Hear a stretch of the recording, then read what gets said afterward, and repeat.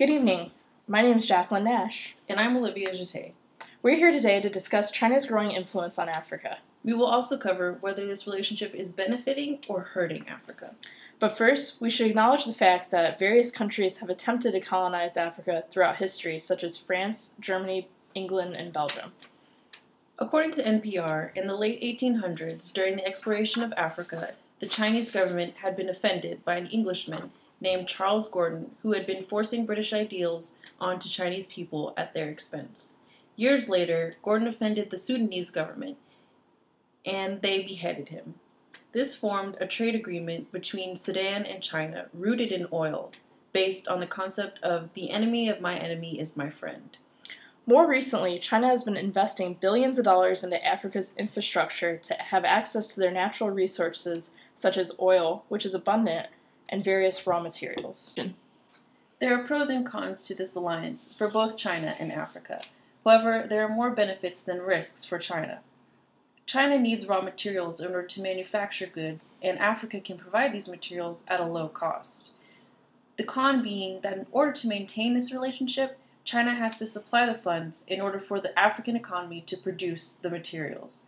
This is essentially an added responsibility for the Chinese government. And now we're going to turn it over to our affiliate in Australia to see the report on how the African people feel about China's investments in their continent.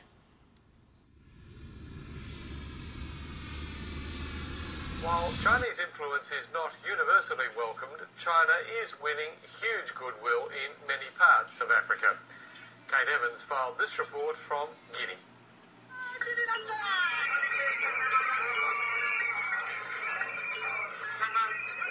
Like most West Africans, Ghanaians go crazy for soccer. So China's donation of a 50,000-seat stadium in the suburbs of the capital is a gift calculated to impress. It's good, all Guinean people will benefit. We have kids who play football. If they play in the stadium, they will benefit. Work began in 2007, and in January the Chinese handed the keys over to the stadium's director, Issa Suma. Though China's benefits and risks are more definitive, Africa's pros and cons, on the other hand, are complex.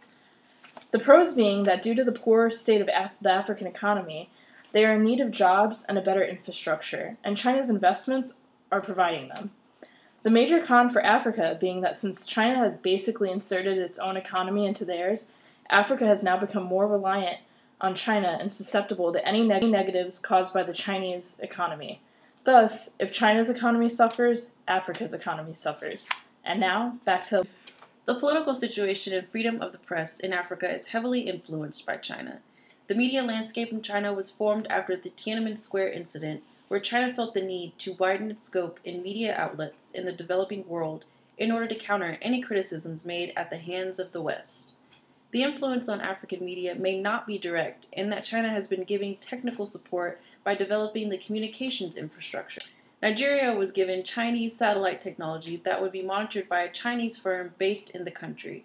Malawi was given money to fund a fiber optics project, and Zambia received FM transmitters for 7 different provinces. This discreet way of making Africa use Chinese technology is a means of making them more dependent on them and less on the West. It also gives China more control over what African media is able to produce.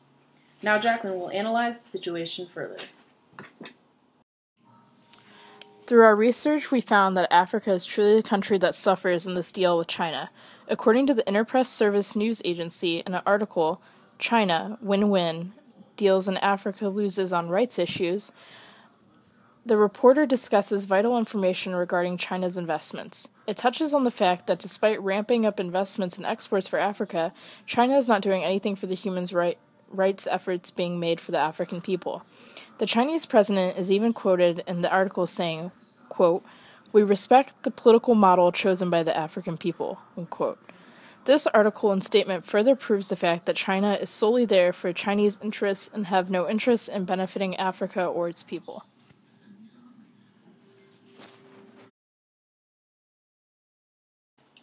Through our research and interaction with various publications, such as BBC, NPR, South Africa's Business Day Live, the Australian Journal of International Affairs, and others, we've come to the understanding that Africa feels like the relationship with China is largely beneficial for them.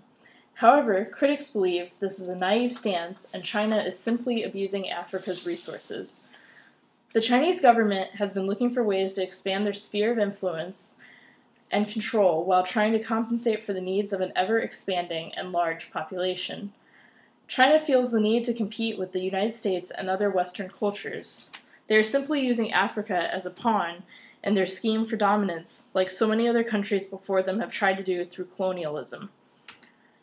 Africa is the resources China needs to grow and sustain, so China made the deal seem irrefutable to Africa. Africa needs financial and structural support that China is willing to provide in exchange for oil, for now.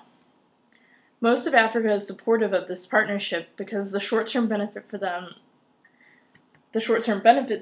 are enticing, but who is going to be there for Africa when things get rockier for the Chinese economy and the other shoe drops?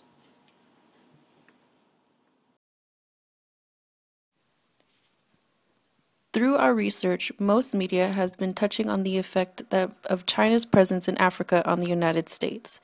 According to the Griot, a news website geared towards underrepresented national news for African Americans, the U.S. has focused more on building a social relationship with Africans through advertisement and entertainment rather than an economic one like China. Dr. Iris Mwanza, a Zambian entrepreneur who recently spoke at a University of Delaware Global Agenda, believes that the U.S. needs to do better with the programs it's already implemented instead of doing more. That's the only way the U.S. can begin to compete with the stronghold China already has in Africa.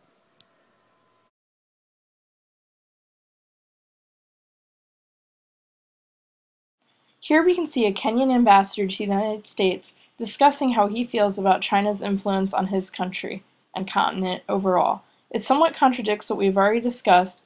However, we feel it plays an important role into this overall discussion. I hope you enjoy. In another 10 years, the population of the continent will be 1 billion. That is a sizable market. The Chinese have figured that. So they don't sit down negotiating, oh, when are you going to pay us back this money? How are you going to pay us back this money? Say, you need the road, let's go. When can we start? And they start. So it is a very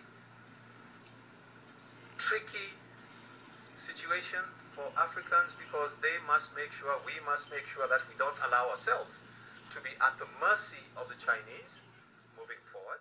Okay. Colonialism has long since been an idea related to the past, yet China's presence in Africa is looking to be a modernized version. Through the control of the media outlets via dispersing Chinese technology and control of the African economy and resources, China is using a form of electronic colonialism. This partnership is clearly one-sided in its benefits, and it's only a matter of time until China's true intentions are clear and the people of Africa are suffering due to the repercussions of this merger. We have brought in one more guest for tonight's broadcast, a Nigerian Jesuit priest, to discuss how he feels about China's presence in Africa. Africa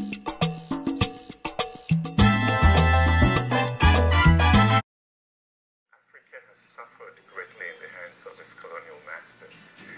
What we face today is a new Europe in Africa, and that's China. Whether it's Europe or America or China, there's no question in the fact that Africa has something to offer which the rest of the world is interested in. The question is, how do we do the business? What people need to understand is that the Chinese have understood something about business in Africa. The Chinese do business by barter. They are willing to pay in kind or to be paid in kind as well. Whereas Western governments are less interested in it, or Western companies. Yes, so whatever happens, with China, and I think the jury is still out on that one. This has been your update on the situation in Africa, brought to you by Jacquelyn, Nash, and Olivia, Gite.